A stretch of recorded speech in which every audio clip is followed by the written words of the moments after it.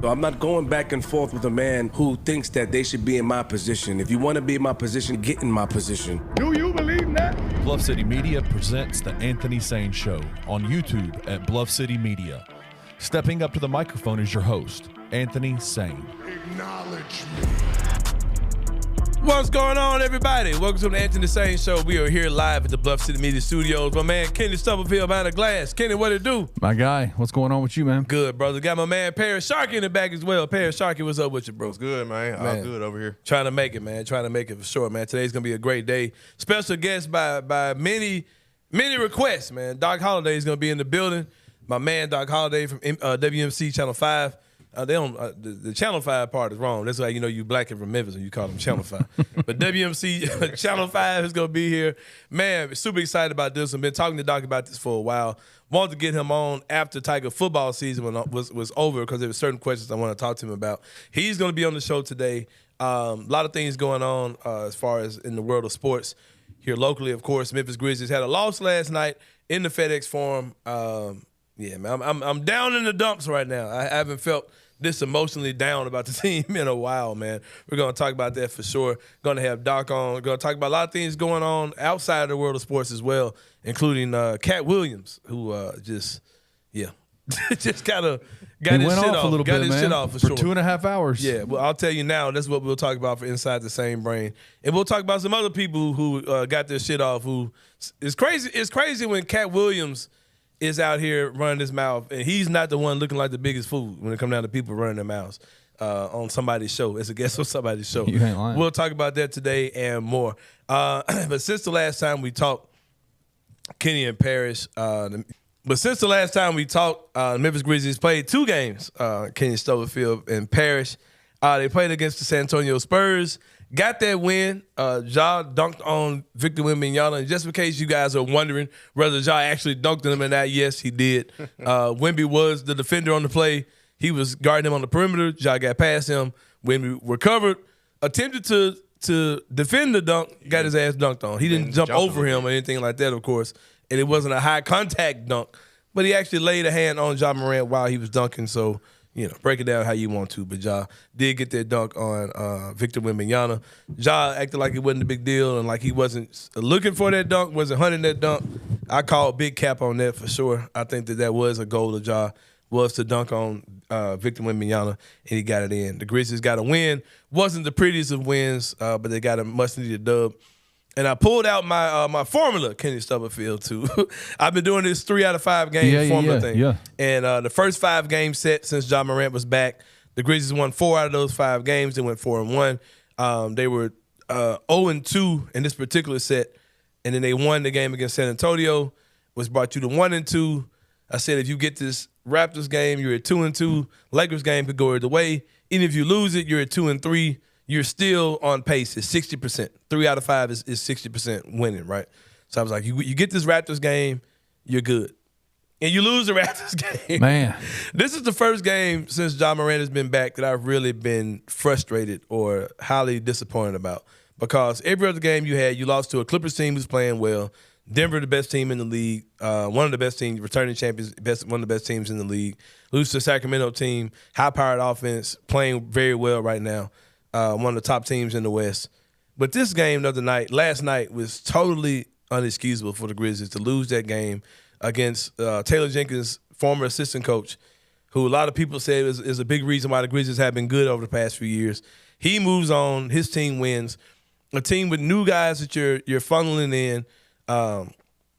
Emmanuel Quigley, RJ Barrett, 2 new players in that team.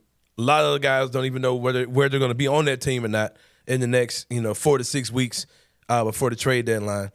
And it's just an embarrassing loss, man. It was a disheartening loss, a deflating loss to lose to that team. We talked about this off the air, how Jaren Jackson Jr. is in a funk right now. And like you said, Kenny, I'm a big Jaren Jackson Jr. fan. I'm a big proponent of his game. I support everything he does. I see the potential in this game. He has to find a way to stay engaged and just to get out of these mental funks that he gets in, where he just looks like he's just not locked in. That's exactly what it is. Or he gets these type of setbacks. And I also think that it's the job of Ja Morant, of Desmond Bane, and also Coach Jenkins to get him more involved in what's going on. That's been one of my major frustrations with Taylor Jenkins. And I had this conversation with people on Twitter last night, is that this team, regardless of who's missing, regardless of what the roster construction is, all these type of things, you've got 3 all-star level players on this team. And there should not be a situation where you're playing against a team like Toronto and you lose that game. Right. I don't care what's going on, man. Like you give Phoenix, Bradley Beal, Devin Booker, and Kevin Durant healthy with whoever, and tell me that you think that team's not supposed to be good. Right. Like, no, man, they're supposed to be great. And you got 3 young, talented players on this team. You should be figuring out ways to win against the Torontos of the world when you're playing at home and you have things to play for. And I've been very optimistic about things the entire season. And I've also been optimistic since Ja came back as far as this team making a nice run in the second half of the season and getting into the play-in. And now I'm at the point, man, where I'm like, I don't even know if it's even worth putting forth the effort to even do that type of stuff. Because it's like when you lose a game like you did last night, it's such a nasty, unacceptable loss to lose. And you were down by 20-something points to this team. That final score is not an indication of what that game actually looked like. So that's what I'm upset about as far as last night is concerned. And if you're keeping up with the 5-game set thing, like I said, they were 4-1 the first one. Right now they are 1-3 with 1 game left against the Lakers. Worst you can go is 2-3. Best you can go is 2-3. You beat the Lakers and you're still at 60%. If you want to be optimistic about anything, you win that Lakers game, you're still winning 60% of your games, which would put you at 41-41 if you win 60% of your games from Ja's first game back to the end of the season. So what was it last night that changed? Because it's clearly your response to this loss has changed. According with the Clippers loss, then they played San Antonio, right? Was it Sacramento? Sacramento loss. Then it was. Then they beat San Antonio. San Antonio and lost to Toronto. I mean, even just you can't afford bad losses, man. If you're trying to do something which is super highly unlikely, like to get into the play-in and end up getting into the playoffs, and then you have to question whether that's even worth it or not. You know what I mean? Right. But if you're trying to do something like this, you can't screw around and lose this badly to a Toronto team who's in flux as well at home. Like these are the type of games you got to pick up. You can't lose these type of games. And it makes you question everything. And I've had all these debates about Coach Jenkins. And let me clarify this once again. I'm not hunting for Taylor Jenkins' job. Do I think he's the coach of the future? Probably not. I don't think much is going to change about him as a coach going forward. That's going to make me think that he's the guy who needs to lead this team going forward. There's a lot of factors why I believe that's not the case. In the middle of the season, firing him, no point at all, because you're basically going to be doing the same thing. I think a key element with him is having this team's trust and not losing the team. It's starting to look kind of team lose-ish to me. Yeah, that's the only thing. It's the only thing I'm starting to get concerned about. What have you seen that makes you think that? Just like I said, man, when you got Ja, Jaren, Bane, and you're not figuring out ways for those 3 guys to work off each other, right, and to play off each other to the point where you can beat any of these teams like this, like a Toronto, it's just not right, man. You know what I mean? And it's like everything's super sporadic. Like it's like our fans just get this weird amnesia about things, man. Like Jaren Jackson Jr. and Xavier Tillman started the majority of the season last year together. Right. And they were fine. Yeah. That team won 50-something% of their games. Second in the West. That team, and let me clear that up too, what you're saying. Not only were they second in the West and they stayed second in the West, the winning percentage that they had after Steven Adams, after Brandon Clark, would still be second in the West. Right. With Xavier Tillman and Jaren Jackson Jr. starting at your front court. The winning percentage that those two had together would have been second in the West too. Right. We saw this. Like, we saw Xavier Tillman play playoff games. I'm not trying to act like he's in kind of great center, but we've seen him come in, play better minutes than Biz. We've seen Biz McBiambo and I give you nothing. We see Taylor Jenkins taking Biz McBiambo out at halftime, going with Xavier Tillman. And the next game he don't play at all. The next game Tillman ain't playing at all. And then now you're starting Xavier Tillman. Like, it's so strange. Man. And as well as last night in this Toronto game, Biz didn't play a single minute. Oh, y'all want to hear his reasoning? What was his reasoning? Yeah, you were in the locker room. What did he say? Second half of it was back-to-back. Shut up. He wanted to give him some rest. So here's my problem. Here's my big thing, so Anthony, dumb. and I'll see what your thoughts are on this. Brevin talked about this in his interview that he did with you, where he talked about as a guy who was not the guy on any team he ever played on. As a professional, the biggest thing that he always enjoyed and thought that his best coaches would do is be upfront and honest about his role and where he's going to be and what he's going to do. He said it explicitly. He said, I'm not saying that that's not happening here, but I think based on what I'm seeing every single game and the ebbs and flows of the rotation, I'll say it. I don't think it's happening here. Yeah. I don't think you go from one game not playing to the next game starting to the next game not playing. With as many players as that is happening to, there seems to be very little consistency. And that to me, especially in an NBA coach, is like feels very frantic. Yeah. Does that make sense? And it's frantic to the point where it doesn't even seem natural. Like it doesn't even It's seem not like natural. It doesn't even seem like this is his actual thought process. And like I've said this for a while too. I don't know what the rhyme and reason or the thought process behind this would be, but it almost feels like he's battling against some initiative from the front office. I don't know what, like he's battling against some directive from them. I don't know if that even makes any sense either. But it's like either you're really bad at what you're doing or you're battling against something you're being told to do. Which is worse, because here's what I think it is. I don't think he has a plan. It's At this strange, point, man. I don't think he has a plan. It's strange. And so what's worse to you, not having a plan or battling against a directive from the front office? I don't know. I don't like I can't put a finger on what some of the stuff that I'm seeing out there is. And I get shout out to the people who are like defending him, and I get that. Because like I said, I don't want to see the man lose his job. I'm definitely not, ain't nobody saying that. And from a fan point of view, Well, I don't want to see him do that in the middle we're of the not season. saying that. Yeah. Yeah, I don't want to see that in the middle of the season. Like no. But I think it's decision making time. And some of those decisions are going to be made for you in the coming weeks. You know, Right. just looking at the schedule as far as what you do going forward. I'll reiterate this again. We would all love to see the Grizzlies wake up in the morning and see what the Grizzlies made to this blockbuster trade in the middle of the season. It's going to be hard for that type of stuff to happen. Yeah. Teams are not in a rush to make a deal with us based on what we have. Based on the assets we have. Yeah, based on the assets we have, no team is going to be, running to the phone to go get because they know what we have to offer. And people say, well, maybe they're playing this guy to showcase him.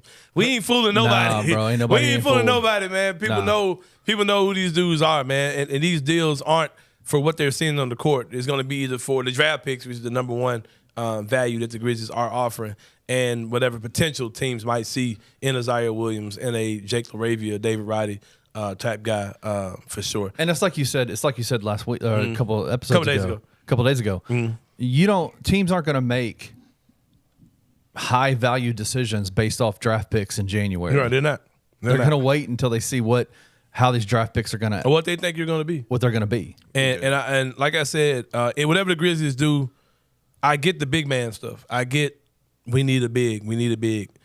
But me personally, Anthony Sain, I'm thinking beyond the 2023-24 season. Yep. Any move they make needs to affect next year. Right. More than it does this year. Because like I said, the best case scenario for this season, as far as success, is you making the play-in. Yeah. Then the play-in, man, you lose a couple games, you're out of it. You're out. You know what I mean? You've given up all this stuff just to Right. play 2 games and be Right. out. And so I don't want to be that knee-jerk with the reactions. I want to make a decision that makes sense from now and going up forward.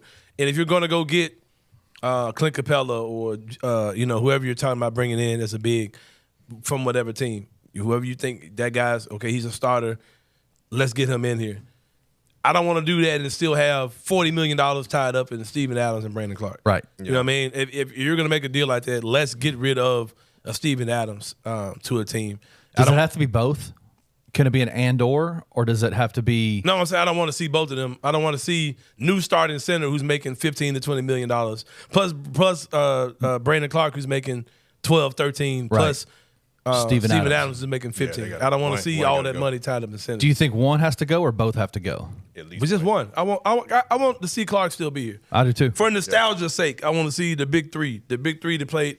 My only year working in full-time media. Well, no, because I did radio. But my working in journalism full-time was Ja's first rookie year. Yeah. And it was Ja, Brandon Clark, and Jaren Jackson Jr. all went to the All-Star game. And I went to the All-Star game my first year. And it was crazy, right? And it was yeah. magical, bro, seeing 3 young Grizzly players in the All-Star weekend. Yeah.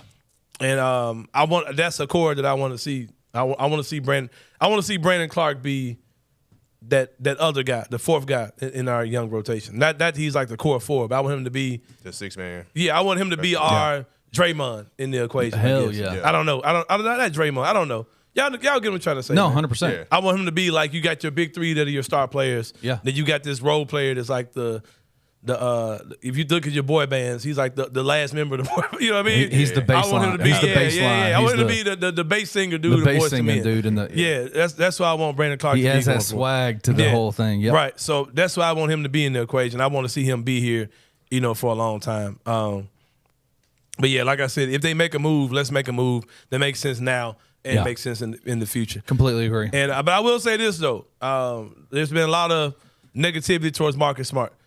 I've defended Marcus Smart because at the end of the day, I try not to make opinions that come off like I've only watched Grizzly games and I just started watching basketball this year.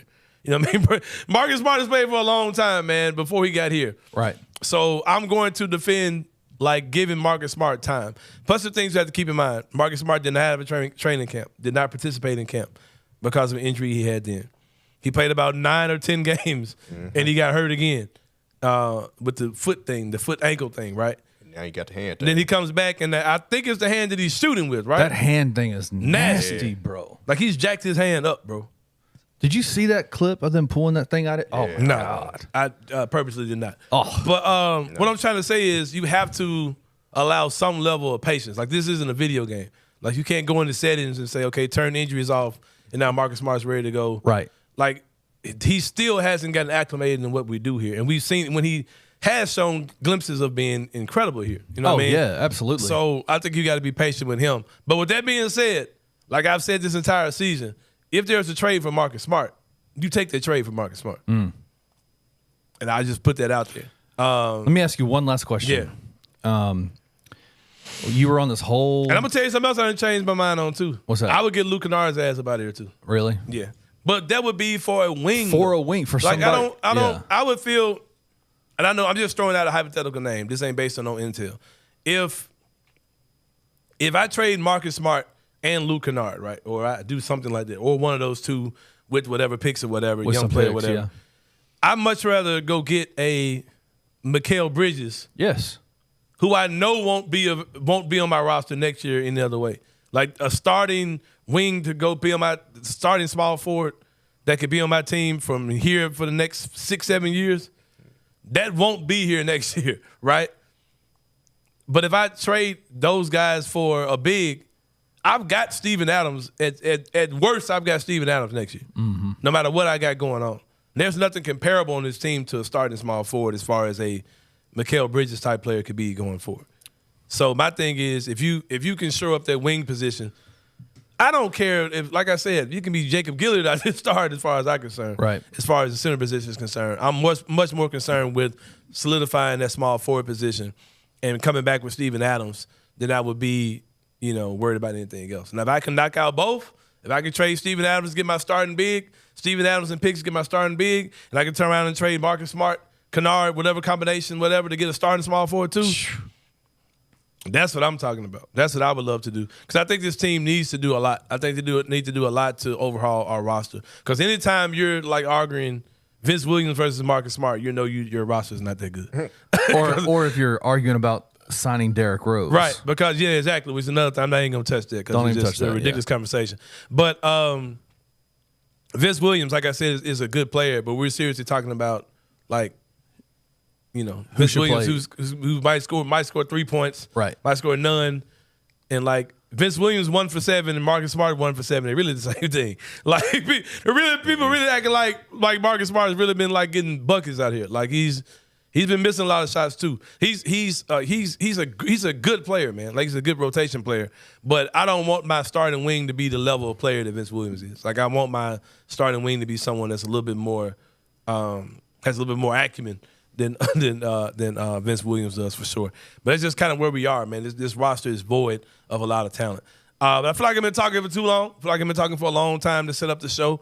Doc Holliday is in the building, like I said. Excited to have him on, man. A guy that I truly admire as a professional in this industry, man. A guy who, at one time, Kenny, I was fine just going to my regular 9 to 5 and watching Doc Holliday do his thing. Really inspired me to get back in the game for sure. That's a big compliment to a guy like Doc, man. Yeah, that's man. great. He's He's an incredible dude. Guy I know I can pick up the phone at any time and just get real life conversations with him about anything, family, relationships, anything. I can talk to Doc about it for sure. Business, whatever. And yeah, man, we'll take a break. He's gonna come back. People been asking me about it, been DMing me, calling me, texting me, man, when you gonna get Doc Holliday on? Y'all straight? Like, yeah, man, we good. Doc a busy man. You know what I mean? So yeah, we're about to make that happen, man. Here on the Anthony Sain Show. We'll see you guys in a minute.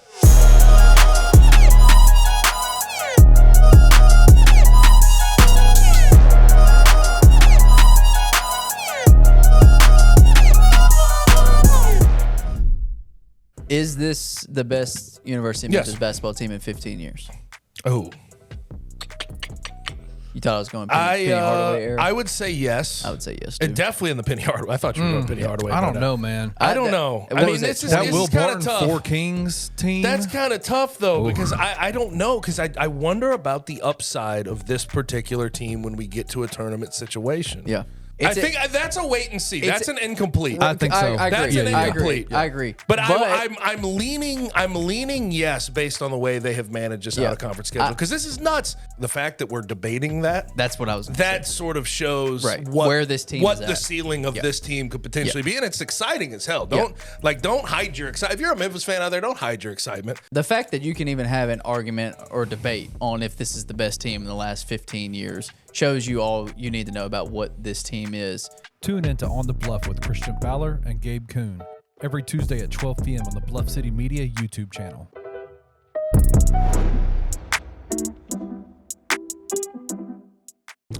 What a huge week from the. Can we call them the Three Kings? Can we replace the old Three Kings with the new Three Kings? Well, they were 4 Kings, though.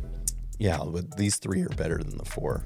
Yeah, I think that's a fair statement. The 3 being David Jones, Javon Quinterly, and Caleb Mills. Through these last 2 games on the road, both in Raucous Arenas, they've combined. Do you know how many points they've combined for? I don't remember the number you actually talked about. I know, I told you. I was Very just seeing briefly. how I good don't remember the number. I do remember it being staggering. Timothy's memory was 126 combined points in the last 2 matchups. That's 63 a ball game between the 3 of those fellas. David Jones leading the way. He was American Conference Player of the Week, averaging 26, 7.5 rebounds, and 3 steals in 2 road games. Dropped 23 on VCU with 8 boards, and then dropped 29 yesterday in College Station. Keep that up. We're going to be tough to beat. Yeah, I mean, what are we talking about? Tune in to Tigers Untapped with TJ Willis and Trey Lasley every Wednesday at 3 p.m. on the Bluff City Media YouTube channel.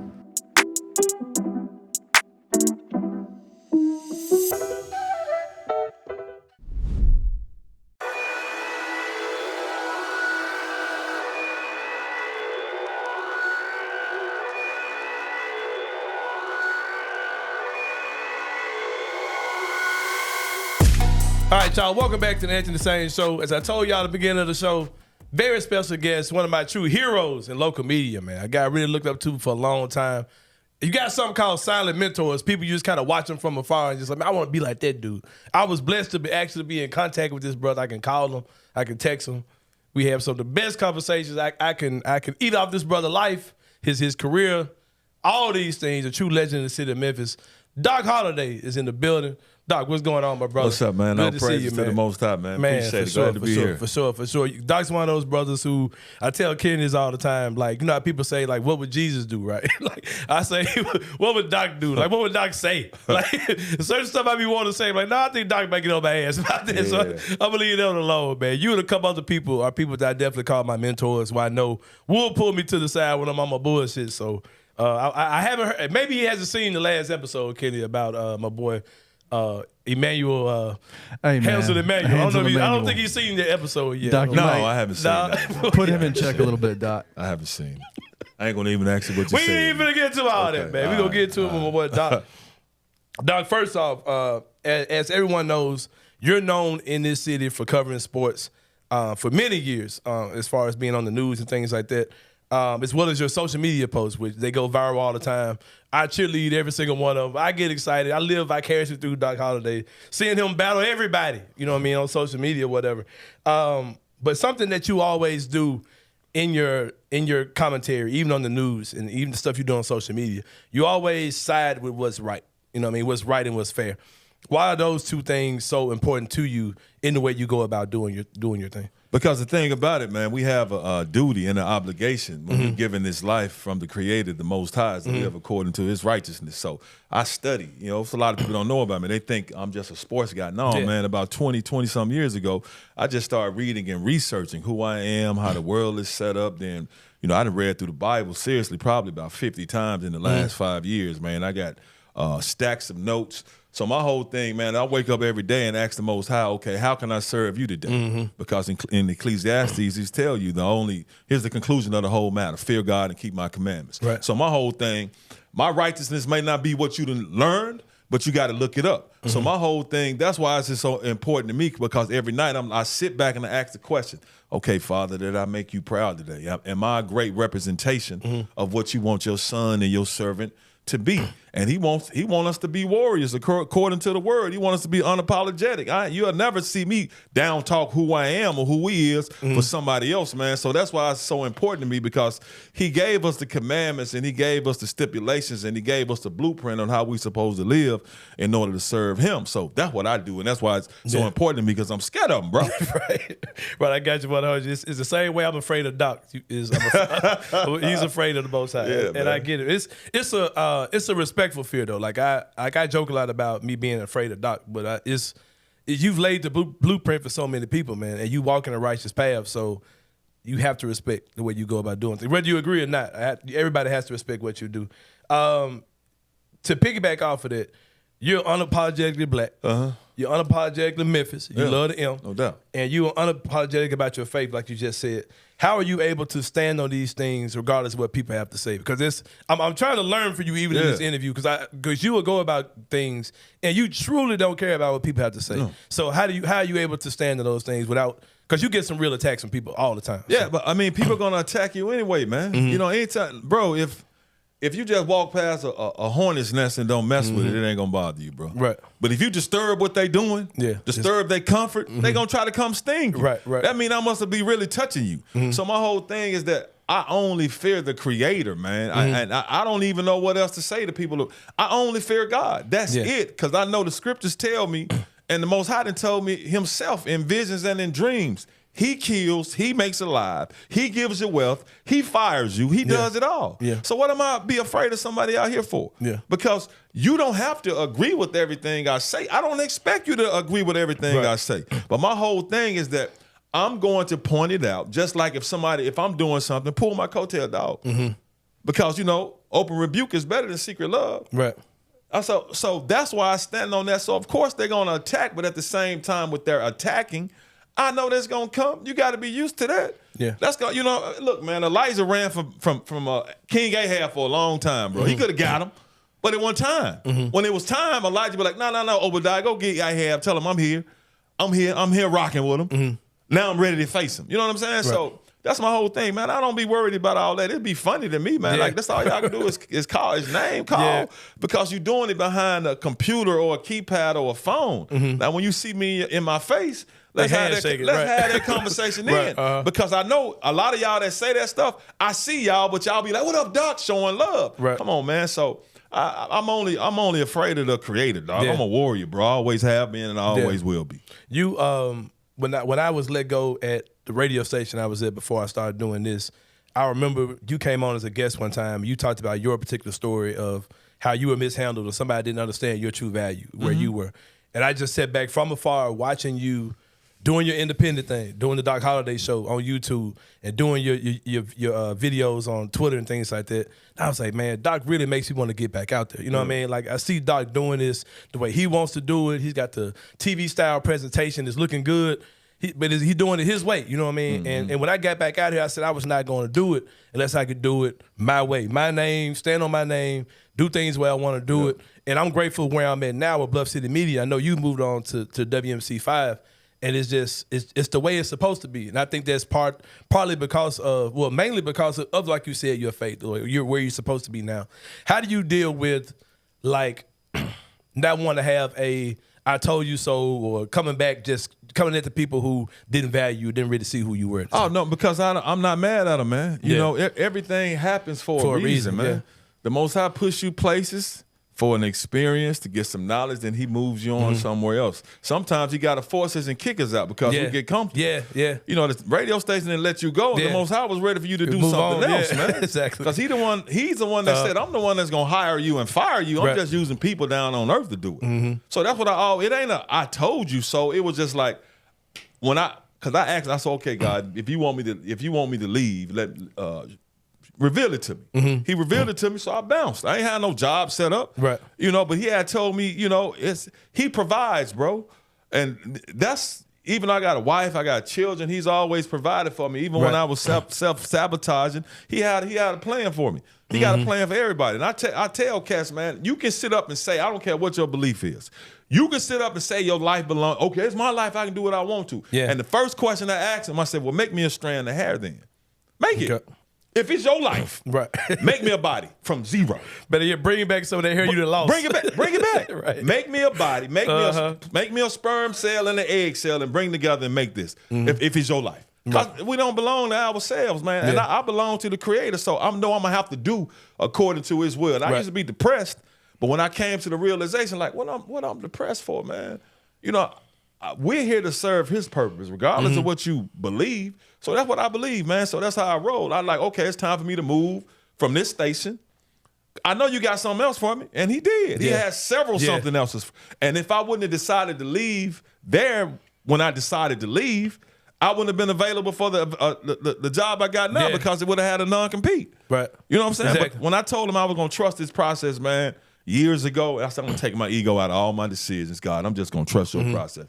If something happens that I don't like, it make me uncomfortable, I know it's coming from you, so I'm going to, man, ever since I did that, like, everything just opened up. It's just seeing you, when like the timing of it, man, like Jarvis Greer, another legend. You see him step down. Legendary. And to see you come in behind him, I was like, man, that's to God's time, that's God's hand.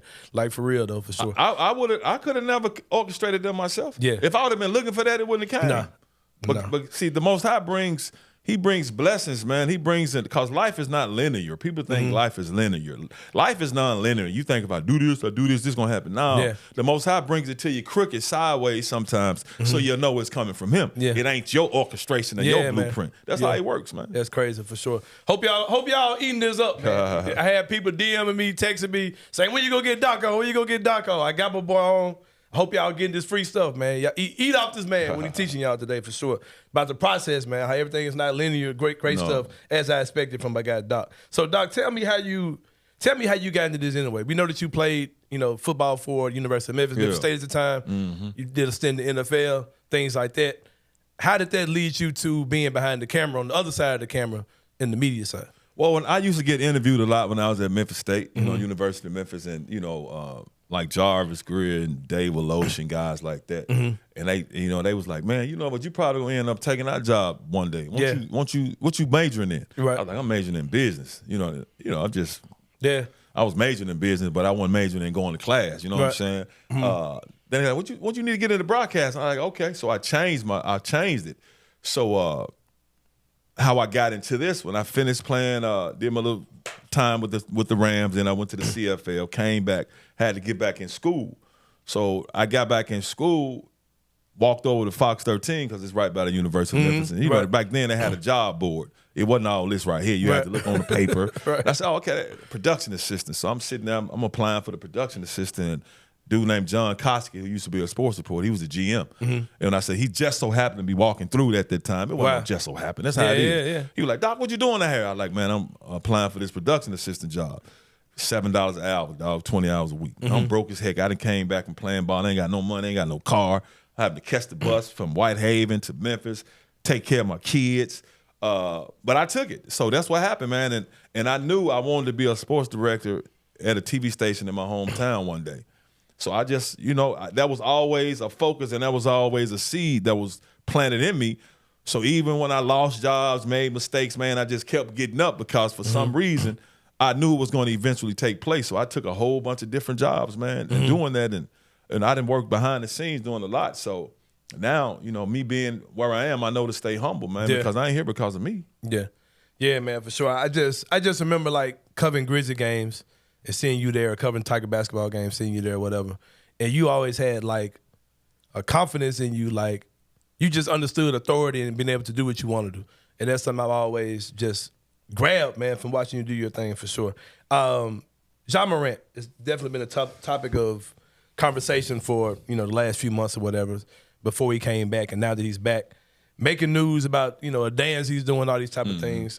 You've had things you've had to say about that, of course, to the naysayers. Well, the people who've had actual naysayers, not the new naysayers people are talking about. But why do you think people are covering him the way that they are? Like, what I mean is, like, why do people expect that ever since Ja's suspension that he has to have this good boy, Boy Scout image, or he has to be this new person, or apologize, or be empathetic about? I mean, why are they doing this to him as opposed to other people who have done similar things or just came back from suspensions for whatever reason? Because people want to project their beliefs and their perceptions and mold somebody to look like they want them to look and act like they want them to act, man. That's why, man. But, and the thing about it, if somebody gonna dislike you, they're gonna dislike you regardless of what you do, dog. You can sit here and be the nicest dude, singing carols and everything. They still gonna talk about you. So with Ja, I think it's his swagger. I think it's his attitude. I think it's his confidence. They don't really like that. So it's almost like they trying to break him. They like, man, he's too hip hop. What's too hip hop? That's what they saying without saying it. Right. Like same thing they used to say about AI. Because it's the influence and the power he has. You got to look at Ja, man. He's the most entertaining NBA player in the NBA. Yeah. I ain't saying he's the best. He's the most entertaining. Yep. So when you have that power and that influence, you want to try to control it. If you can't control it, now you're going to try to tear him down and try to break him a little bit. So it seems like, so that's why they keep saying, have you changed anybody in your circle? And his team was like, no, because they trying to get in. Right. They trying to get in. We want to be in your circle. We want to get in so we can mold you to how we want you to act and how we want you to move. He's a young, wealthy dude, man, and I tell people, athletes' realities are warped, dog. My reality was warped, and I wasn't nowhere near Ja. You're able to get away with everything you want to get away with. So think about being a superstar with all that money, bro. Yeah. He don't know what he don't know. Right. So I think with that's what it is, man. He hasn't allowed people on the outside in. And that's really how it's supposed to be, bro. Yep. The cats you were with when you were broke, eating ramen noodles or whatever you were doing, man, going outside, man, hands looking like Ashley Larry like mine. You know what I'm saying? Hooping with somebody that's been with you. Right. Now, it's still, you expect them to be more mature, but nah, they're the same age, bro. Right. So I think that's what it is with Ja, man. And they don't understand. People be like, I was like, man, I don't be capping for Ja. I ain't never met. I ain't never had no conversation with Ja. Level, It ain't. Ja is young. I tell people, man, I'm not. I said, dog, Ja is younger than me. Right. My children are older than Ja. What I look like going to Ja? Hey, man, trying to be his friend. Right, no, bro. If anything, I could be your big uncle or somebody. But until you introduce yourself to me, I'm not gonna do it to you because this is my city and I'm 50 and I've been here. So that's what I be telling people, like, I pull for the young royal, man. Like I pull for all our young royals. He's just immature. Y'all hating on the man and trying to break him because y'all trying to get in and they won't let y'all in. Yeah, I think that's a big part of it too, is that he's one of those guys who the national media likes guys that can kind of put hands on, they can mold and they give them shots out and cooperate with them. Yeah. And he's not doing any of that, even locally and nationally. And I think that's one of the parts that making people really attack him, that they can't make him be what they want him to be. You can't be mad at him, bro, because I have a defense up. I don't trust people easily, man. You got to be like that, man, because a lot of people don't mean you any good. Right. That's 100% real. I agree with that for sure. Looking at the Grizzlies more on the court, big topic of conversation in the last few weeks has been Taylor Jenkins and his ability to coach the team, or whether he's the guy for the future, things like that. What's your overall opinion on Taylor Jenkins? Is he a guy that you see here being here for the long run? I mean, what's the alternative? You know what I mean? Because when you have a superstar like Ja, that's why you never hear me talking about people getting fired. You know, because my whole thing, bro, I've been fired before, dog. That ain't no good feeling. I don't want that on anybody, regardless of how much money they guaranteed, man. So I don't get in, because when you project that onto somebody else, guess what happened? That boomerang come back and smack you in your face. Right. So you never hear me saying that. But with the team, see, when you're dealing with professional players and you're dealing with a superstar like Ja, okay, you want to have X's and O's, but the thing about it, man, you got to have a coach.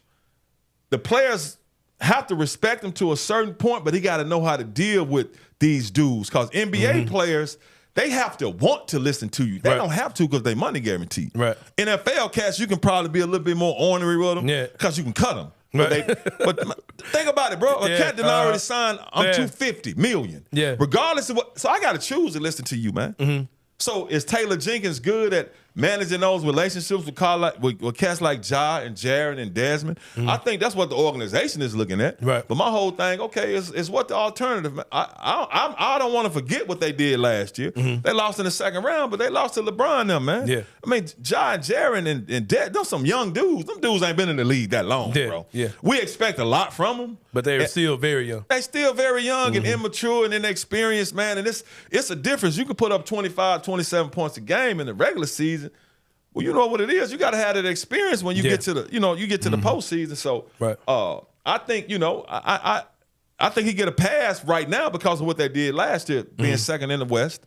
Of course, you can criticize some personnel and some movements and some game time decisions, but you can do that with everybody, man. So that's why you don't ever see me get into all of that. That's why I asked. I really haven't seen you say much at all about it. I don't be getting into all. If you were Zach Kleiman, GM of the Grizzlies, a little bit more than half a season left to go, how would you handle the rest of the season? Would you look into like, okay, let's do whatever we can to make the best version of this team? We just kind of let it play out. If you were in the GM role, how would you handle this team? I think if I was the GM of the Grizzlies, I'm looking like, okay, we lost our best player for the first 25 games of the season. Now I'm having a real honest conversation with myself now. I'm like, okay, that messed up the chemistry. We was already behind. Yeah. Even now we had Cass hurt. You know what I'm saying? They still Steven Adams gone. I don't think people be forgetting how important dude is. Yeah. Brandon Clark, I think people forget how important dude is. Yeah. We ain't got them, so am I looking toward this season or am I looking toward the next season? So if I'm the GM, I'm like, okay, I ain't going to publicly say we ain't chasing the championship this year. Right. But in my head, I know we ain't probably going to win no championship this year. Right. So do I want to give up young pieces to try to salvage this season when I was already behind the 8 ball because my best player had to sell the first 25 games? Then he's still getting in shape. Then you had Cass hurt. You know what I'm saying? You got a whole different dynamic on the team. So that's what I would be doing, man. Now, I know Grizzlies fans, we're used to some kind of success right now. So we're like, man, do something, man, do something. And I ain't mad at them for asking for that. Right. But if I'm a GM, I'm like, okay, this is Memphis. This is this media market. I done paid D-Bang 30 a year. Right. Ja getting 20-some, 30-some. Jared getting 20-some. Yeah. It ain't that much money to be going around, man. You know what I'm saying? So you don't just want to be cutting salary that's guaranteed because you ain't just bringing in with all this TV revenue. Yeah. So that's what I do, man. I understand what this season is and the challenges of the season, and I keep trying to build for next year and the year after that. Yeah, it's pretty much where I am too, man. It's something I talked about in the first segment of the show is like, anything they do for the rest of the year, I hope it's a setup for next year and not moves panicking about this year because it's like we're in a rush to get to the 10th seed to probably lose in the first round. You know what I mean? So you got to make a smart move either way. Penny Hardaway is doing a tremendous job with the University of Memphis, number 15 in the nation. What do you think the peak outcome could be for that team? Like if everything goes well. Man, look at the pieces they have, bro. If they play together and get it going, man, why can't they go to the Final Four? They got a dog, bro. Yeah. They got a dog in David Jones. They got a dog. Like they had Kendrick. They got a dog in David Jones, dog. You got a cat like people like, okay, man, run my motion, man, run my offenses, man. I just give it to him, dog. Yeah. Because me and P had that conversation. Yeah. I'm like, P, have you told the cast that this dude is 1A? Oh, yeah. They got to know that. So you look at that, man, then you have, you got cats that can knock down the outside shot, which he really hadn't had somebody that can be able to do that consistently. We can say Lester, but Lester was kind of spotty, man. He was so, you know what I'm saying? Yeah. So you got that. You ain't really got the big bodies in the middle, but you got Malcolm. Look, dog, I need you to patrol the paint. I need you to get rebounds. We ain't going to call no offensive plays for you, and I think he cool with that. Yeah. Now you got Tomlin coming in, who's athletic, who can run the floor. You know, he can do what he does. He got a nice little mid-range. So, because think about how people been complaining about the team this year, bro. They 11. We recording this right now. right. They 11-2. Yeah. People been complaining. They are 11-2, dog. They had a game on that Ole Miss. Penny admitted he let that slip away. Yeah. Villanova just rocked them. You know, sometimes that happens, dog, because even if you look at that game, you can be like, we know that team is not 20 or 30 points better than them. They beat them at that. I'm like, they 11-2, ain't it? Yeah. Looking like one of the better teams in the whole country. But P he's judged and criticized so harshly, man, and it's just, you know, that's just a part of it, man. That's just what comes with it. But that's what I be tripping about. Like, man, they're 11-2, man. They straight balling. Of course they struggle. Sometimes when you playing a game, like when I played at Memphis, though, we played, they call it Louisiana now, Raging Cages. I think it was Southwest Louisiana. Man, we played them back in the day. They hadn't won a game in like 2 years. Man, we went down there, man. We had ballers. Yeah. Man, we lost. For real? Yeah, I do remember that. Yeah. Man, it was in Louisiana. It was muggy, man. We were like, man, look at, because I remember looking at the defensive end. I was like, man, look at this dude. He can't even move. I couldn't even block him, bro, that day. Sometimes you had days like you just can't get it going. Yeah. I don't care what happens, and they beat us, man. Yeah. So, yeah, but that's you know, he has a team. I think this is the best, most complete team because they're vets and their experience that he's had since he's been there. And I know Penn is a guy that you can pick up the phone and you have that type of relationship with him. What do you think has been his biggest growth as far as coaching over the 5 years now? Like, what are you most excited to see from day one to now with Coach Hardaway? Just learning, man. Yeah. Just learning how to coach on this level because it's different, bro. You know, you can do things in middle school and high school. And a lot of times, if you got the best players, they can go athletic, some cats. You know what I'm saying? But Penny always been a student of the game, man, being a point guard. You saw how he used to run the Magic when he was doing the same thing in coaching. And I think managing talent and because I think over the years, Penny, he was getting so many good players, he was trying to make everybody happy. Yeah. So you got to get everybody playing time. And a lot of times, man, your team don't gel like that because a lot of times them cats don't work together on the court. Yeah. But you got them. So you got to play them. Right. That's why I always look at teams like, man, I give me 1 or 2 5 stars. I don't want the rest of. I want like Houston, like Kelvin Sampson, dog. He may give 1 or 2 5 stars. Well, it's gonna be just some dudes. Man, them cats, dog. He gets some hungry dudes, like Bob Huggins used to do, man. That's what you need, bro. So I think that he's learning how to manage those personalities and really not caring about too many feelings. Like I got to play the cats who play best together, dog. Yeah, like the way what made me think about that was when you said that he let everybody know David Jones is the dude. Yeah. And they've all had to get in line with it. That's something that I think he may have struggled with in the past. And he clearly, you can tell this team knows who's that dude. Because he's a fair guy. He's a fair guy, and he's a guy about his word. So if he go to tell you he recruiting you, he telling you, you know what I'm saying? Yeah, you come here. So of course he want to, he want to play you and be a man of his word. He's still doing that now, but I think he letting them know, no, you got to come in here and be a part of a team, man. This is how we gonna rock. Right. So he got these vets. Yeah. They've been a part of teams. They know they can score and hoop, but now they understand the mission. Yep. Something else I've been wanting to ask you about, as opposed to anybody else who comes on here. Kenny laughs at me all the time because this is my take on this. Like, I kind of think that when it comes to Tiger football, I'm looking at, okay, regardless of what people are saying, I see people mad about, man, they this, and they ain't beat nobody. Like, bro, they 10-3 and they just beat a Big 12 team in a bowl game. So I'm gonna give it to you, former Tiger. You know what I'm saying? You played for the team, like all these type of things. You know sports. You're way more deep into college football than I am.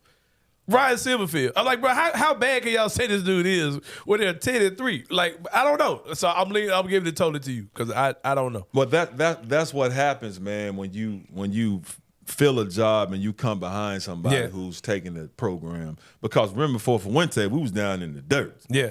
Fuente took it to a level. Norvell took it to a level. Cotton Bowl, we ain't never seen. Yeah. So we get it. It's almost. Then we see him at Florida State. Man, taking you them see to him at Florida State. So it's like, man, you know, you're like, hold on, bro. We've been driving pretty good. We've been driving. You know, we've been driving a Mercedes S550. Yeah. man, Norvell put us in a Bugatti. Man, you ain't gonna always be driving no Bugatti, man. Yeah. It's cool if you come back down to a Lambo. Right. Or a Mercedes S550 or a BMW 750. Yeah. You still riding good, man. Yeah. But you done got that Bugatti taste. Right. Like, hold on. But if you know what I'm saying? Now, if you're Alabama and you used to rolling them Bugattis, you don't, but us, we 10-3, bro. I just think our fans are kind of going crazy. Like, bro, y'all sound crazy to me, bro. But, I sitting back and I listen and because I get it. You want it. You tasted it. Cotton Bowl. Everything they got online for them to put us in a bowl like that, bro. Yeah. Now, of course, I would want more, but I'm like, man, me being a Tiger and to see them cats go out there and do what they did to Iowa State, man, I was keeping my guy Isaac Bruce from running. Man, we were so excited, bro. We was up at halftime during the Liberty Bowl.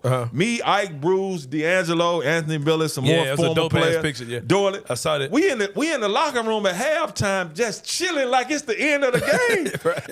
I almost got embarrassed because we were so loud. I was like, dog, they still got a whole nother half to play. Yeah. So they had to come and politely ask us, can y'all just go out for a minute so we can, I was like, yeah. You know what I mean? So yeah, man. Hey, look, man, I'm proud. I'm proud of what they're doing, man. I'm proud of what Silverfield has been able to do with this season and with this team so far. Yeah, for sure, man. What was your proudest moment being a Tiger on the field?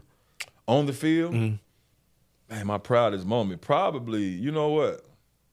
My very first college game, Tennessee, Neyland Stadium, 1991. 96,000. I had been redshirted the whole year.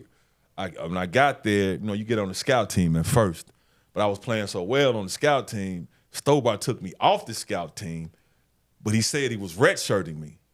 And little did I know, he said he was redshirting me, but he was taking me on every road trip. Right. Cat was gonna play me, bro. Right. You know what I'm saying? If I was an emergency, which I didn't realize. So I was redshirted the whole year up until that game. It was the 9th game of the year. So I was kind of out of shape because I wasn't really practicing with the offense. I was just watching because I was supposed to be redshirted. Right. But he didn't have me on scout team, so I wasn't running. I wasn't doing that either. I was just conditioning. So, cats get hurt. My boy X and Larry Porter, they hurt. So, 9th game of the season, he come to me, hey, Doc, ha. That's how Stobar used to talk. Gonna start you this. You want to play? I'm like, of course I want to play. But man, that's the 9th game of the season. I've been redshirted out, but I'm looking at, it's Tennessee. Yeah. It's Neyland Stadium. So, and I'm talking to older dudes. They like, man, don't you let that dude pull you out of your red shirt which I'm glad I did, though. Yeah. Because I rocked them. You know what I'm saying? Yeah. So that was my proudest moment when I get in there and take that first carry. I'm boom. Then like my second carry, third carry went for like 50 yards. I was like, this what this all about? Yeah. I'm out of shape. I'm fat. You see, I'm chubby going down there. But I'm like, man, I ran through all these cats. So that was my proudest moment, man. We lost the game. But, to hit for $138 in front of your, against Tennessee on the road, first college game, man. So that was my proudest moment. So what's been your biggest moment as a fan or as a media member just in Memphis sports history, like in your life? As far as the sports moment? Either as a fan or as media.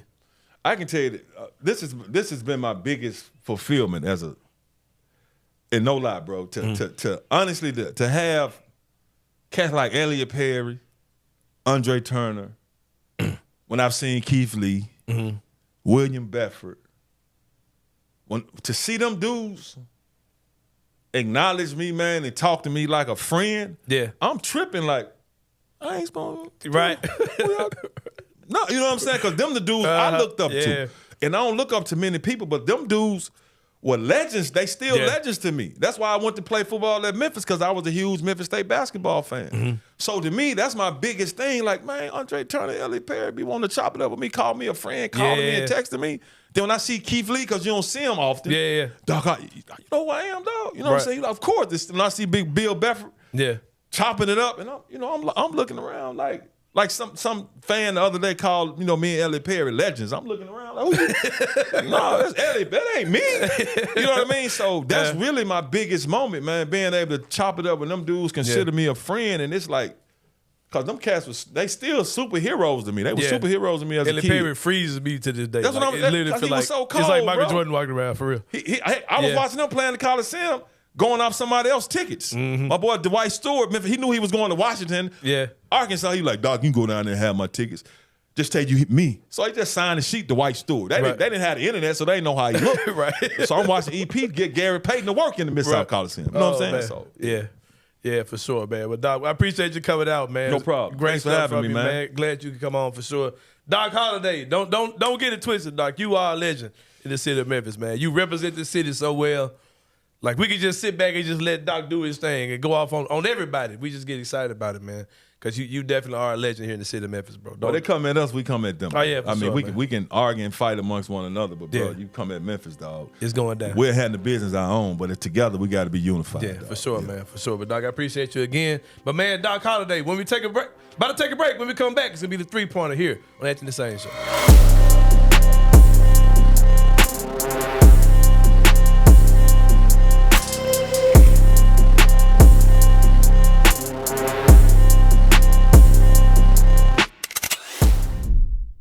If Naquan Tomlin, if David Jones, and if Javon Quinterly are on their A games, I really don't know if there's a team that can, very few teams at best can beat Memphis if they are playing 100%. Because I just named 3 players.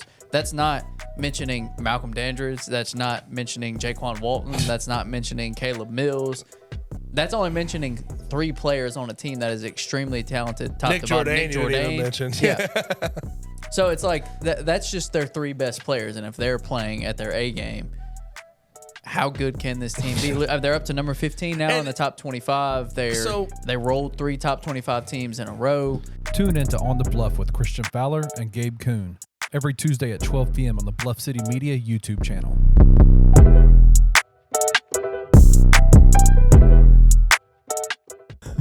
Look, I get both sides. You win every game by 1, you're a national champion. 100%.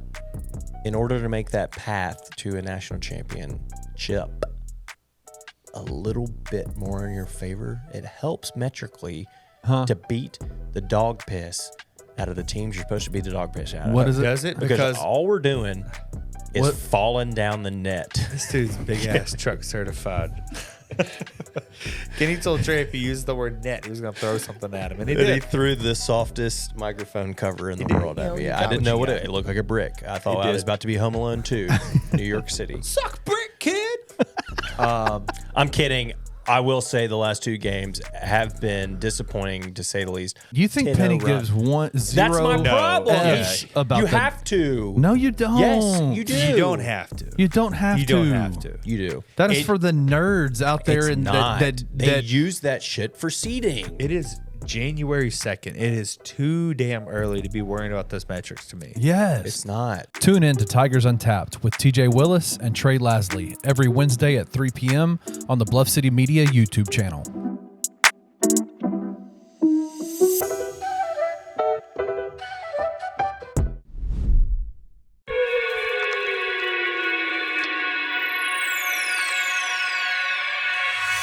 All right, y'all. Welcome back to the Anthony Sain Show. Awesome interview with my man Doc Holliday, man. Just being open, just being as transparent as he can be. Like I said, he's very unapologetic about his faith, man, about the city of Memphis, and being a proud black man, man. And that's so many things I emulate are from Doc Holliday, man. Like, for sure. Great interview with Doc, for sure. Thank you, Doc, again for coming on the show today, man. You know what I like about Doc? Legends. Go ahead. You know what I like about Doc? Was it everything? No, You go don't ever have to worry about where you stand. stand with him. Ever. Yeah. Yeah, for sure. That is a quality that a lot of folks don't have. Is you don't ever have to worry about trying to figure out where what Doc thinks about you. Yep. Nope. I enjoy for that. sure. And I definitely appreciate that, man. But about to move on to the next thing. Let's go. The 3-pointer is here. Where we talk about 3 things that are going on in the world of sports. A lot of things going on. Pat Mcafee had Aaron Rodgers on this show, man. And Aaron Rodgers, who said some of the wildest shit in the world, man. You know, people are entitled to their opinions about this and that. He's had controversial stances and actions when it comes down to COVID and the vaccine, things like that. You remember those things. And he came out speaking about the Epstein tapes, the files that are supposed to be coming out. What a weird conversation. Yeah, man. He just started going off, and he's like naming names. He's like Jimmy Kimmel of all people, who he yells out. It's Jimmy Kimmel, right? Yeah, it was Jimmy Kimmel. Yeah, Jimmy Kimmel. He yells a out. late night talk show host. Yeah. He says, look out for him on the list or whatever. And here's the thing, man. Like, we joke about a lot of stuff. And, I did the Hansel and Manuel stuff, the other day. I watched again and laughed all over again. And, we had Doc who comes on. He's opinionated about things. And we're going to talk about the Cat Williams stuff later on in the show. And it's like, man, I think that hosts have a certain responsibility in, like, monitoring that type of stuff. Absolutely. And it's like, it's not like we're talking about, but that was live TV though, right? It is live, but it's like, man, still. Come on, bro. And then, like, Pat McAfee comes on the next day and he's like, well, we come here, we talk shit, and I thought that's what it was. Like, no, man, that man was accusing that man of messing with kids, man. Like you can't just allow somebody just to come on your show and just put somebody out there like that and then, like, come back all just, it was unfortunate. And no, man, like, no. You've got to be more apologetic than that about something. Because like Jimmy Kimmel said, man, I've got a family, bro. Right. And, like, I've got people who you made a national story about something that had nothing to do with me. Right. And I ain't gonna lie, man. I would sue all parties involved. Everybody would get it, including my employer, ESPN. Yep. Like, for real, man. Like, those are major accusations you're putting on that dude. And it didn't come off as joking. It came off like you seriously were saying it. And like I said, man, I won't get too deep into that because it will fire me up thinking about how that would have been handled if someone else was saying that shit. Right. But yeah. I'll say this, man. Yeah, go ahead. I think one of the things that has really annoyed me about where we are in our society is that social media and all those kinds of things gives platforms to people that are really good at one thing and then not good at and then Yep. gives them the opportunity to talk about things they don't know shit about. Yeah. And I see it in comedy a lot. And I know we're going to talk about Cat in a second, but even with comedy, there's these comedians that are out there that are really good at making jokes, but then they're asked to, like, dissect human culture, like the culture and society and psychology of people. And I'm like, some of the stuff they say is you're wild. a comedian, bro. Yeah. Like, Right. Aaron Rodgers, you're a quarterback, bro. Like, why are you talking about the Epstein Why are you tape? talking about the Epstein stuff? As if you're an expert in any of that shit. And speaking of comedians, like Dave Chappelle said, like, they started interviewing Ja Rule and asking him what he thought about certain events. Yeah. He's like, how many people are like, where's Ja Rule's opinion when we need Why do we need your opinion? Why do we need Aaron Rodgers' opinion on why are anything? you speaking on Jimmy Kimmel and saying he's, on the Epstein list, man? So it's just stupid stuff all together, all things considered. Number 2, Draymond Green has been updates about him saying that he's, he's progressing well. Back. I think he's back with the team now, right? No. So he hasn't been with the team in the facility. He's revving up to last night. This is recorded on Thursday. Wednesday night, it was reported that Steve Kerr said he hasn't been in the facility with us since he got suspended. Now, what are they saying today then? Have they said anything today? I just got a notification that said he was ramping up. Oh, is he ramping up? Okay. Yeah, so we'll see Draymond Green back soon. How many games do you think it'll be before he does something that's dumb? Because it's coming. He's not a changed man. They said Ja wasn't a changed man. So what's making me think that Draymond Green is delivered from hitting dudes in the balls? Like what makes me think choking dudes out on the court? Right, exactly. He'll be back on the same bullshit. I'm sure for sure, man. Give him 10 games. Give him 10 games in the middle of a ramp up. Yeah, so something's gonna happen. This is gonna look like probably a 12 to 15 game suspension. He'll be back probably in the next week or so. So yeah, I don't have much of an opinion on this. Like we talked about this in the beginning, that maybe we do need to look at mental health issues. Absolutely. Which I think is true. But I don't know. I don't really know if anything is going to be changed with Draymond. I think there's something that does need to be addressed is the overall mental health of athletes. Because it's clearly something ain't right with it, brother. He need to reach out to Grayson Allen because Grayson Allen had the same similar problems. Yeah. And he still has something every now and then, but it's few and far between. I still can't stand Grayson Allen's funky ass. Yeah, shout out to Parker Fleming, who was the Ahmad Rashad to the Grayson Allen Michael Jordan while he was here. That is the only. He is the only former Grizzly that I'm like, I could not stomach him being on the Grizzlies, man. For real? Couldn't handle it. Hey, I can't stand that dude. Yeah, he something about his face rubs me the wrong way, bro. Yeah, he does have that punchable politician. I want to knock face. him out. Yeah, Looks like I get it. Damn Ted Cruz from Texas. Exactly. Yeah. Anyway, sorry. But number 3, some good news. Did not get a chance to talk about this the other day. This is old news to you guys, but it's not new to me, but I haven't talked about it. The level of excitement, man, and pride I saw when Penny Hardaway's name came across my phone as being a candidate for the Naismith Basketball Hall of Fame. Unlike the Football Hall of Fame and also the Baseball Hall of Fame. Yeah, the Basketball Hall of Fame is not just for the professional league. Right, it's for college as well. International play, all those things involved.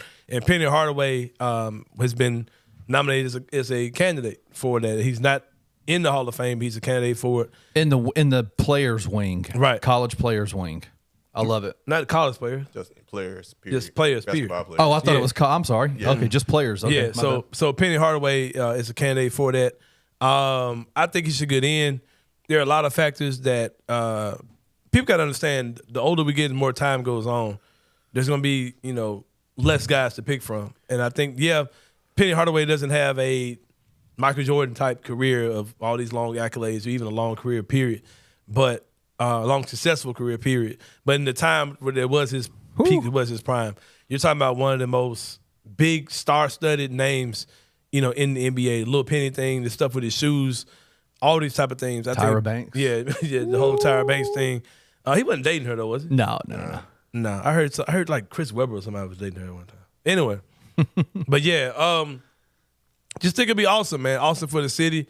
I wondered who would introduce him. Somebody from another Hall of Famer would have to introduce him if he gets in. The 3 names I'm looking at are Shaq, who was his former teammate, right? Who I think those guys have kind of made amends. I've heard some wild stories about those dudes. 2 that aren't really out there about when those 2 guys played together. I've got Shaq as a guy. I got Tracy McGrady, who I know is a guy that really looked up to Penny, one of those guys that he emulated his game after.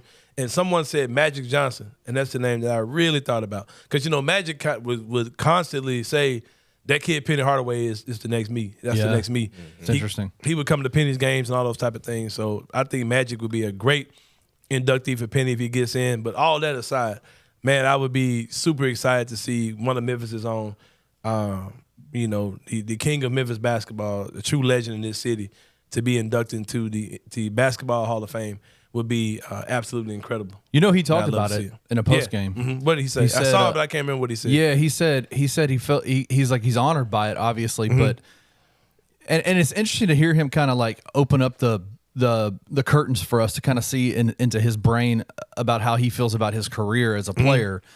He says, I never got the chance to retire properly. Never got the chance to really leave the game the way that I wanted to. Yeah. And so for him, and anybody that's an ultra competitive person like he is, they always want to be respected and acknowledged for the things that they've done.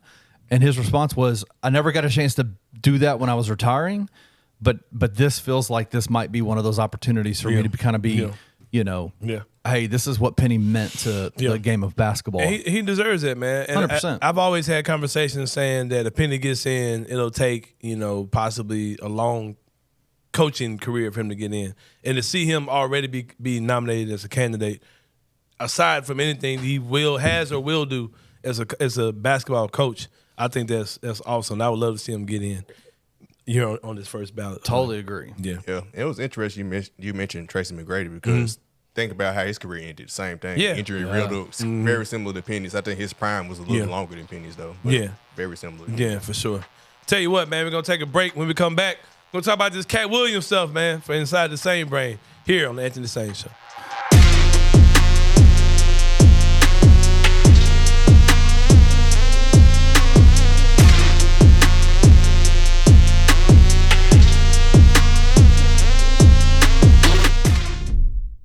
Is this the best University of Memphis basketball team in 15 years? Oh. You thought I was going Penny Hardaway era? I would say yes. I would say yes, too. And definitely in the Penny Hardaway. I thought you were going Penny Hardaway. I don't know, man. I don't know. I mean, it's that Will kind Barton of tough. 4 Kings team. That's kind of tough, though, because I don't know, because I wonder about the upside of this particular team when we get to a tournament situation. Yeah. I think that's a wait and see. That's an incomplete. I think so. I agree. That's an incomplete. I agree. But I'm leaning yes based on the way they have managed this out of conference schedule, because this is nuts. The fact that we're debating that's what I was. That sort of shows where this team what is the at. ceiling of this team could potentially be, and it's exciting as hell. Don't hide your excitement. If you're a Memphis fan out there, don't hide your excitement. The fact that you can even have an argument or debate on if this is the best team in the last 15 years shows you all you need to know about what this team is. Tune in to On the Bluff with Christian Fowler and Gabe Kuhn every Tuesday at 12 p.m. on the Bluff City Media YouTube channel.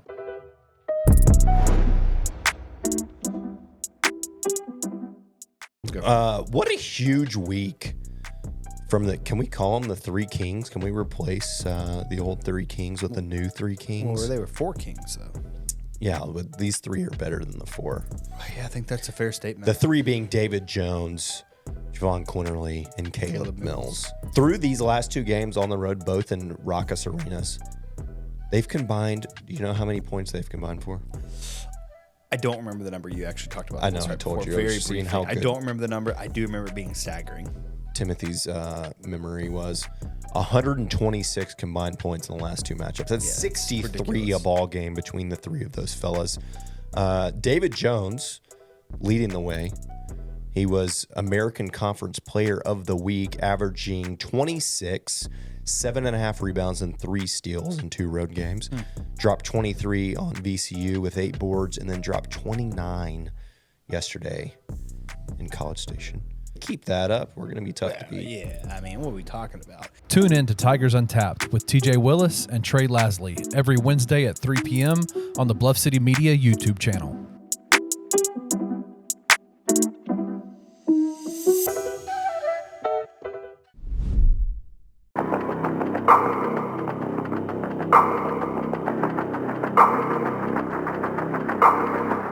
All right, y'all. Welcome back to the Sain Show, Inside the Same Brain. We'll be talking about stuff that's just on a naysayer mind right now, Kenny Stubblefield.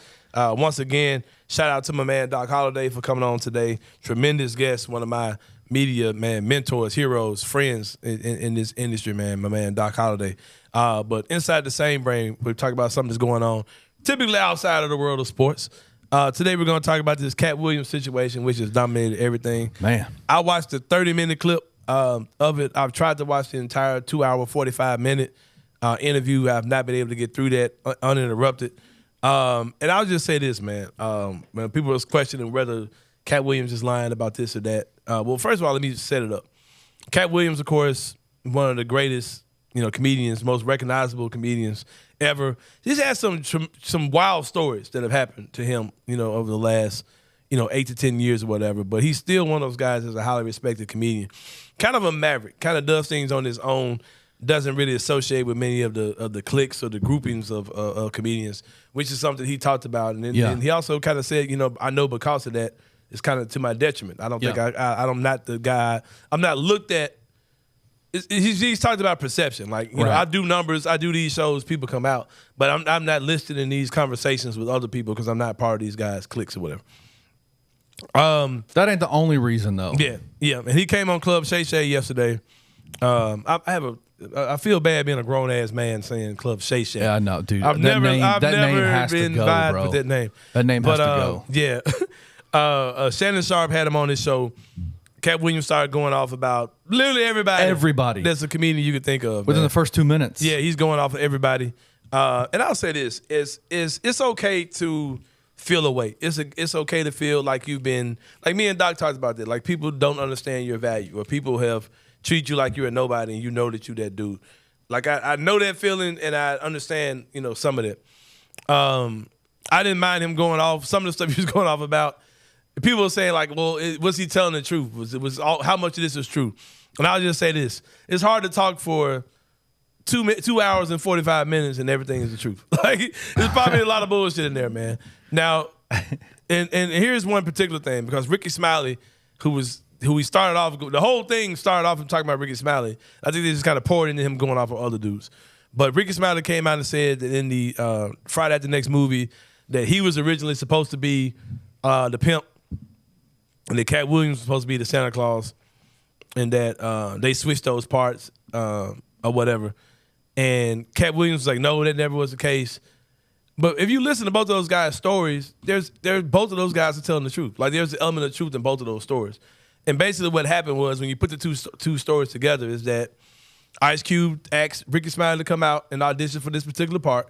But once Cat Williams auditioned for it, they realized that Cat probably is better at that part. Right. So they gave Cat the part and they asked Ricky to go play this other part, which is the Santa. And it worked out perfectly. I think that Cat probably was frustrated because Ricky Smiley kept talking about it on set. Like he kept talking about how it was supposed to be for him. And I can understand why that pissed that man off. You know what I mean? To see him constantly, bringing it back up, on the set or whatever. And of course, that went on to be a very iconic part that Cat Williams is known for. Absolutely, he's known for that part. Well, he was known. He was known prior when he got to start at Wild and Out with Nick Cannon. His whole thing was pimping. He was the pimp. That was way after that, bro. Friday After Next came after. I thought it came after. No, that was way after. I think Wild and Out came after. Way after. Oh, did it? Man, my timing is all off. Then my bad. Yeah, man, you in some bizarro timeline. Because when Friday After Next come out, 2000. It was like 2005 or something like that. Oh man, my bad. I thought that was about I thought that was. I thought that's how he got his mind. Listen. I'll say this: there ain't nobody coming on our YouTube comments commenting about my memory the way they talk about Parrish's. Parrish has a memory. Every single episode we talk about something, and Parrish is like, "Yeah, in 2001 they brought up in November of this." I'm like, "What the hell?" Maybe remembering shit. Remembering stuff. That's not me. Man. Oh my God! No, okay, sorry for hijacking. Because I might be wrong. Because my first time seeing Cat Williams was in Friday After Next, and like me too. I kind of thought, and then he kind of made that he implemented that pimp persona into his act, if I'm not mistaken. Yeah, so Friday After Next came out 2002. Yeah, Wild and Out started in 2005. Yeah, man, the very first episode. Apologies. Yeah, man, you tripping? What are you talking about? What is it like? What do you My mean? bad. I'll shut up. Yeah, man. Mike's going on mute. Yeah, sit this one out, but yeah. Yeah, but like I said, man, Cat Williams is getting this shit off, man. My only problem is with it is that, and I hear some people say like, this is a black man talking bad about other brothers, but hey, man, the brothers betrayed you, man. Hey, calling it, like you see it. I get that element of it, but I also think that some of these conversations were things that he could have just, had with these guys, one-on-one. And I think that he's too accomplished in his own to be worried about that stuff. But I will say this. A lot of stuff makes sense because realizing that he's probably a genius after watching that interview was not on my original bingo card. You know what I mean? I didn't know these things about him. And he talked about how said he read 3,000 books a year from 8 to 12 years old. That sounds like bullshit. But I do think that he is an avid reader. I think that he consumes knowledge. I think that he's one of those guys who I have an older brother who's the same way. He read a set of encyclopedias as a kid. And I think my brother has a similar thought pattern as, a Cat Williams type guy. And I think that when you're dealing with a guy whose brain works the way his brain works, and I will say that he's probably a genius, and not just in his craft, I think he's probably a genius. And I know this is probably crazy to say when you're talking about Cat Williams, a comedian, but I think he's a very intelligent dude who thinks with a different type of brain. And I think that those type of people have trouble adapting to society and fitting into groups and dealing with people, social problems with people. And I think that that's part of what we're seeing with Cat Williams. And I think the stuff he's saying is true for the most part. I think that, like I said, I don't think that he ever had a contract that said any move he does with Ricky Smiley has to play a woman. I don't think that was in his contract at all. I think that's all bullshit. But I think most of the stuff he's saying is true. I think the stuff about basically a lot of the boys clubs and a lot of the cliques and things in Hollywood. I think that's a true story. And I think that a lot of the guys like Steve Harvey are some big ass haters. I think that Steve Harvey is a thief and a hater for sure. And as Ricky Smiley stole a joke from me, off of my Facebook page. So I know all that stuff is real. I did the what? Yes, the Thanksgiving black and white people Thanksgiving thing. What? Ricky Smiley read that joke on his show as if it was his. Like he didn't say, "Hey, I saw this on Facebook." He got on there and he just did that joke and like, damn, yeah, that happened like the days after I did it in 2005 15, 16, whatever year that was. Like, and I tagged him, was like, bro, you know, that was mine. And he was like, oh man, I ain't know whose it was. Big dog, LOL. Yeah, you stole me, you just got in and you read my shit like it was yours, bro. Shit. You know what I mean? So I get all that. You know what I mean? I understand that's, you know, I understand that's a real thing. Yeah, I'll probably sit down and watch the whole thing. And not just for the entertainment factor. There are certain people I just like to see how their brain works, man. Yeah. Like, in Kanye West, yeah, he's a wreck. He's a wrecking ball, and he's a train wreck. But it's like sometimes I just like to hear him say a bunch of dumb shit just to see how his brain works. You know, that's just how I am. So I do plan on watching the entire interview to continue to see Cat Williams go off. I do want to see more of that.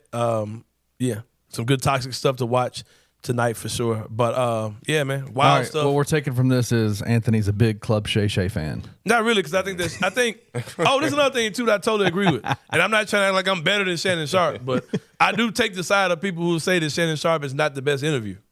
Like, if you kind of look, like he gets awesome guests, man. I'll say that. He gets the best of the best.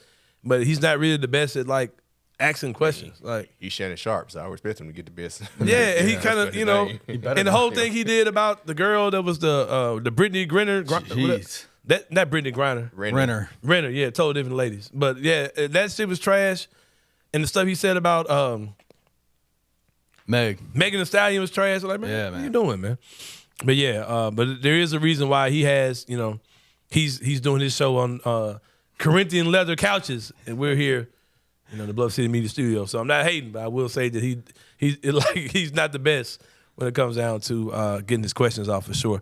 But I'll tell you what, man, we about to slide about this joint. I'm feeling depressed about the Grizzlies, but coming into the studio today has made me feel a little better, man. The Grizzlies have some tough games coming up. Tiger basketball. What the Tigers got going on this weekend? Who are they playing? Playing against Tulsa on the road tonight. So this is Thursday night. Then they come back and play Sunday against, I think, UTSA. Maybe UTSA? Nope. SMU. All right. SMU might be the third best team in the conference. We'll see. So be a fun couple of games. We'll see for sure. Well, yeah, man, we about to slide up out of here, man. For Kenny Stubblefield behind the glass, for my man Perry Sharkey behind the glass. This is Anthony Sain for the Anthony Sain Show. We about to get up out of here, y'all, and we out. Thank you for listening to the Anthony Sain Show. If you enjoyed this episode, leave a rating and a review wherever you download your podcasts. Also, like and subscribe to Bluff City Media's YouTube page. For comprehensive coverage of Memphis sports, head over to www.bluffcitymedia.co and find out how you can become an insider. We will see you back here next week.